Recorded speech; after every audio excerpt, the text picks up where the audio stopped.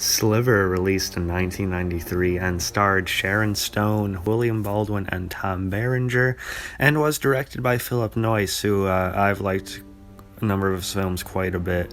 This includes Salt with Angelina Jolie, as well as Bone Collector, not to mention a more recent one like The Desperate Hour. So when I was skimming this last early Sharon Stone movie I hadn't seen, I noticed he directed it, and I was like, okay, that's pretty freaking ironic. But yeah, perfect storm, right? But yeah, this film's basically about Sharon Stone as I believe, a book editor. She moves into this new apartment building called the Sliver building.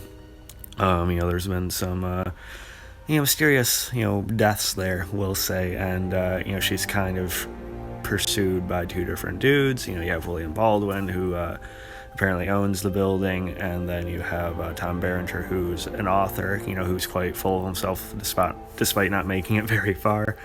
So she's trying to, basically, take more time for herself, because that's, an aspect of her character. She just separated from her husband, I believe. So she's trying to, live a little more, so it's coming into conflict with there probably being a killer in the building. So she's having to be careful about that, while also, again, trying to, live, right? In a couple senses. So this movie is pretty good. It reminds me of another one she did around the time called Scissors, I think it was.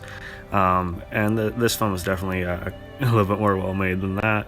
Sharon Stone, of course, is very, very good in this movie. She's one of my all-time favorite actors for a reason. She's a fucking bona fide superstar, then and now. And critics were weird with her. Oh, they only want her to play like a Basic Instinct character. They don't buy her as being like a normal, generally kind person. What the fuck?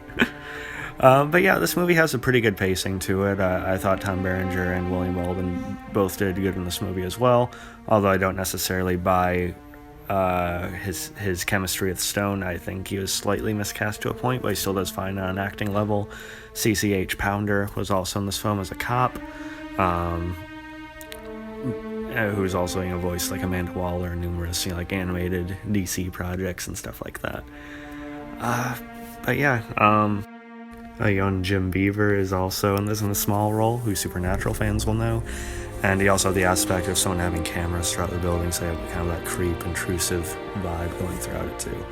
Overall, not one of my favorites of hers, but definitely one that I think deserves that